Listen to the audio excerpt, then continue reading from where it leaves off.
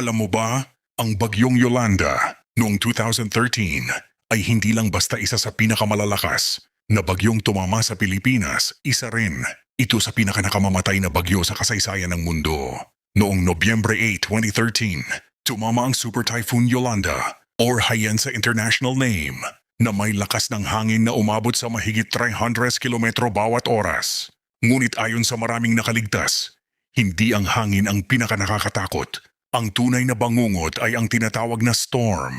Surge, isang higanteng pader ng tubig dagat na biglang sumalakay sa mga baybaing lugar. Maraming residente ng Tacloban at iba pang bahagi ng Leyte ang nagsabing akala nila normal na pagbaha lamang ang darating. Ngunit sa loob lamang ng ilang minuto, rumagasa ang napakalakas na alon na mas mataas pa sa maraming bahay. May mga pamilya na napilitang umakyat sa bubong habang unti-unting nilalamon ng tubig ang kanilang tahanan. Ayon sa ilang survivor testimonies, narinig nila ang mga sigaw ng tulong mula sa dilim habang tinatangay ng baha ang mga sasakyan, bahay at maging mga puno. May mga magulang na kinailangang yakapin ng mahigpit ang kanilang mga anak upang hindi matangay ng rumaragas ang tubig.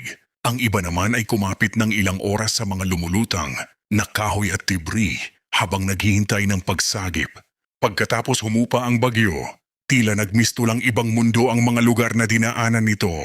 Maraming gusali ang wasak, kalsada ang hindi madaanan, at libu-libong pamilya ang nawala ng tahanan.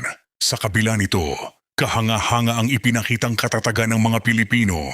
Nagtulungan ang mga komunidad, mga volunteer, at mga rescue team upang muling makabangon mula sa isa sa pinakamalalaking trahedya sa kasaysayan ng bansa. Hanggang ngayon ang mga kwento ng mga nakaligtas sa Yolanda ay nagsisilbing paalala kung gaano kalakas ang kalikasan at kung gaano katatag ang diwa ng tao sa harap ng matinding pagsubok.